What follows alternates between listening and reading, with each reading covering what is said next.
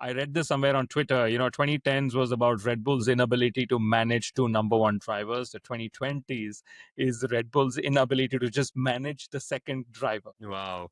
That's a very good way to put it, actually. Yeah. And we've come to the right circuit to test that out because it's Suzuka. It's brilliant. This is one of the last few real racetracks that we have. It's not it's not an asphalt dome. It's not full of terrible runoff. It's not full of lazy 90-degree corners. It's full of real corners with real character. I can't think of one bad corner or one mildly boring corner too. It's all great corners here. And the story of this circuit is absolutely unbelievable. This was made back in the 1960s when Honda, they hadn't even come up with their first proper production road car. They were just going racing and doing bikes back then. They wanted to become the biggest manufacturers in the world. And Soichiro Honda just said, okay, Mr. Van Hogenholz, legendary designer, you are, I see. Okay, can you come to Japan and make the best testing facility for us so that we can test our automobiles and our race cars in the best possible way and test them in all possible conditions? So Mr. Hogenholz actually made a figure of eight circuit, one that had never been made before. It's phenomenal. The circuit goes over and under itself, which as a kid I was struggling to wrap my head around because I can't get how that's possible. Like when I was drawing racetracks on my notebook during my lectures, because that's all I did, I was constantly dreaming of figure of eight racetracks, thinking, why can't we have more of them? But here we are. Suzuka is one of the rare ones. And after that, the corners have just been designed in such an incredible way that they really test every single millimeter, every single square inch of rubber on your tires because they're really fast. And that means that the drivers are constantly going through lots of technical corners where they've got to A, manage pace, and B, during a race, also manage tire wear. Because it's a grippy circuit, Kunal. They bring in the hardest set of tires here, and tire wear is something you have to manage very closely. So you might be tempted to push very hard in every corner and to enjoy Suzuka as it's meant to be enjoyed, but your tires won't like that. And that's something they have to keep in mind here. That's a beautiful introduction to a figure of eight because I think Suzuka embodies that Japanese spirit, right? It's a figure of eight. So we will use the left side and the right side of the tires fairly equally. We will not stress one side of the tire out equally. Or one side of the tire, will not have more, degradation than the other. And to think of it, it was only designed to be a test racetrack for Honda to go testing. Imagine if Honda and Hugenholz, the same designer who made Sunfood, were told we need to design a real racetrack where we'll go racing. Imagine this is what they could come up with when it came to just testing facilities. But truth be told, almost every type of corner in Suzuka is what you'll encounter pretty much all through the season. And this is what they call a driver's track. So, throughout one lap, you'll have high-speed directional changes. You'll have 130R, which is one of the fastest corners. You'll have the Casio Triangle, which is the slowest corner on pretty much the whole calendar. You have corners where you have to take heavy curbs, and I love I love this segment, by the way, because there's so much to talk about the circuit. But okay, for 2025, the most important thing is that there is resurfacing. We saw what happened in China when there was resurfacing.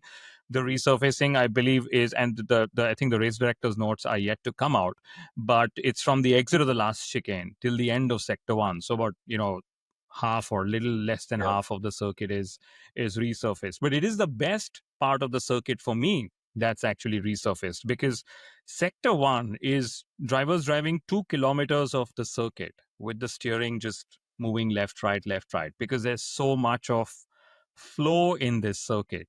And I'm just waiting to see onboards from the 2025 cars because the circuit actually, Soumil, has not changed much since 1962. So it also gives us a very direct reference of how fast cars have gone since the 60s. And I think the cars are going 13, 14 seconds faster, which means on an 18 corner circuit, that's almost a second a corner faster with this generation of cars. Okay, so a little bit of trivia right now.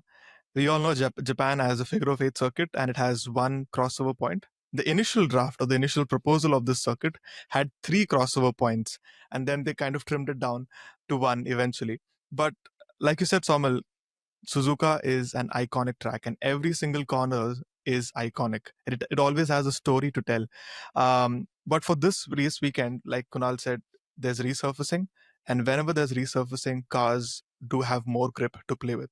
And in China, when the entire track was resurfaced, the lap times were going down by 3 to 4 seconds.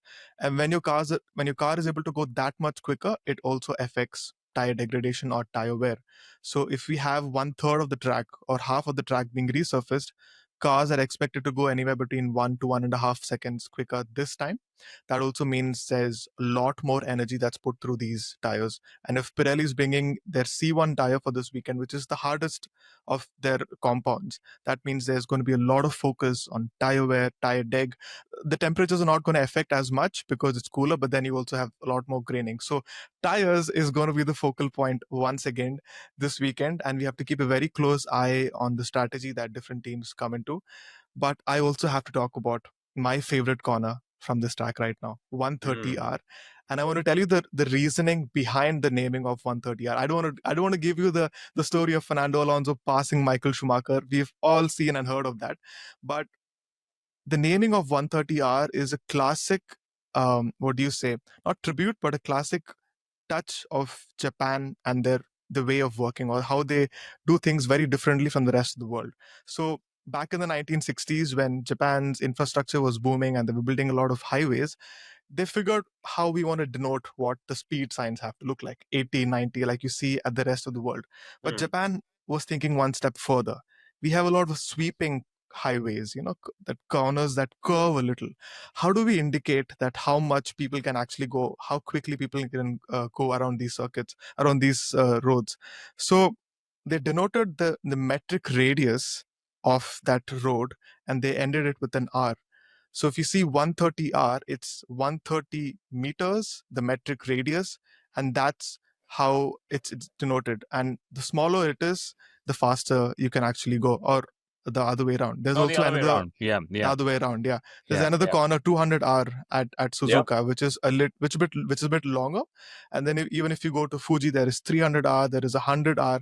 So they actually put an effort to indicate to the people on the road that this is how fast you can actually go, and that little touch has also come to the circuits as well. I love Japan. I love it for things like this. They're different. They think about their stuff. They think about their cars. They think about their racing. They think about behavior and how to manage humans very well in everything as well. It's everything to do with the tourism, transport, billboards, signs. It's phenomenal. It's if you're going to the Japanese GP, please tag us in all of your experiences and please show us what that experience is like. Because I sitting here am dreaming of wanting to be in the paddock. Firstly, I mean that's the number one thing. But secondly, of just attending that race as a fan, because you see so many fans with their helmets with front wings and rear wings made on them. You see them with their goggles with wipers and they're wiping off the rain that could also be potentially coming. You see them with their full size scale model cars as well that they bring in. And I love it. I love the way they support their people. But I also love turn number one. I was going to say Degner is my favorite corner, but then Kunal and I had a disagreement and I hate him for that. Yeah, I hate the fact that you're just like me and you think about it just from an enthusiast point of view because you took the corner I love the most, but then I have to go for the next one, which is which is turn number one.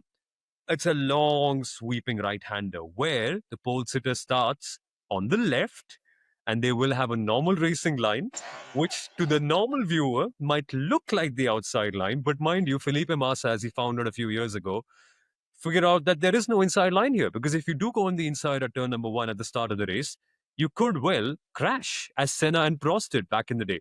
It doesn't have to be that deliberate, but you could still learn it the hard way. And that's something to watch for. Turn number one, launch sweeping bend. It will really stress your front left hand tires as well.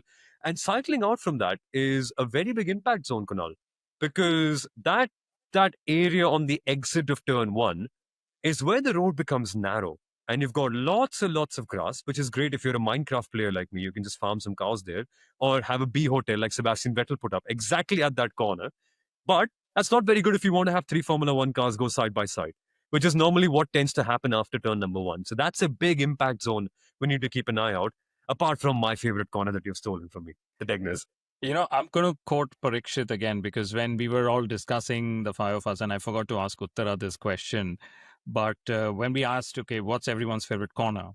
Parikshit just said, the circuit. Okay. And that's what happens. So Yeah. even if you pick turn number one, turn two is very good because, like you said, three cars don't go into one corner, and turn two is where it all starts to tighten up. The best actually happens with the S's, over 200 kilometers per hour, high speed section, single line flowing through up the hill. If it's raining, there's a river flowing down the S's, so the S's are Yes. really good. And the Degners actually are, especially Degners, the second Degner, which is under the bridge, is beautiful. It looks like one of the most simple corners around, but you will see drivers putting the left front on the gravel. You will see a few drivers going off, especially if some of the rookies who've never driven here. Kimi Antonelli's never driven here. Oliver Behrman's never driven here. I believe Isaac Hadjar has never driven here. Jack Doohan has, by the way, driven here as well.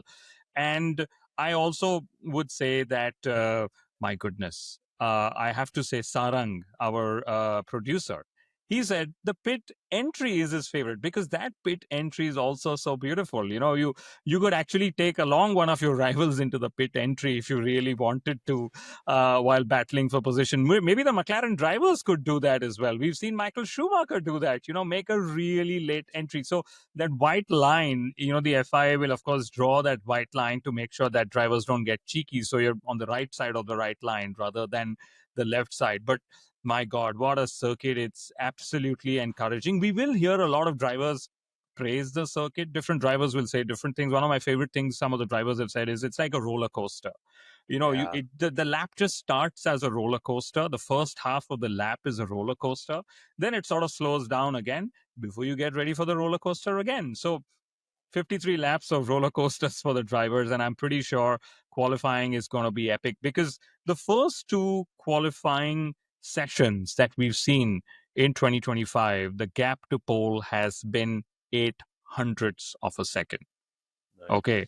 So pulling that 800ths off, last year was 600ths between Perez and Max Verstappen. And I would love to see how every team goes around this circuit. Which is why the one session to watch for this weekend, for me, is not the race, it's qualifying.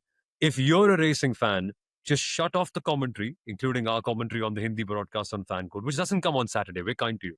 But shut off the commentary. Don't listen to anyone. Ask everyone to leave the room and just watch qualifying with the FX noise, if you have that option with your local broadcaster. Because you will see driving in a way that you haven't seen before. This is a driver's circuit. You have to push at every corner, like you also have to at other circuits.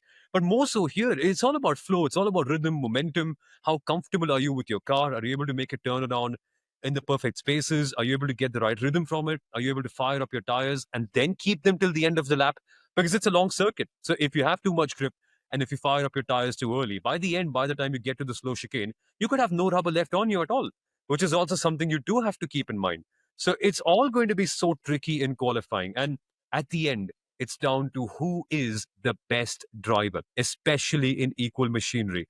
Qualifying is going to be important just as it was even in the last two races. See, whenever you're at a flowing circuit and when it's a little narrow, you don't have much opportunities to pass. And also the fact that we have only one DRS zone over here. So qualifying is going to be super important, and statistically as well, that's kind of shown. So if you want to harbor aspirations of winning here, you need to be on the front row because 85% of the races at Suzuka have been won from the front row. In the last 16 years, no driver has won from outside the top three starting positions. So qualifying is going to be super important. Max Verstappen has done very well here. So he's won 3 races in a row, all from pole position. And the fact that he's never qualified outside the top 5 at Suzuka since joining Red Bull. So it's going to be a statement that he can make in the final race that Red Bull has at in Japan at the home race of Honda.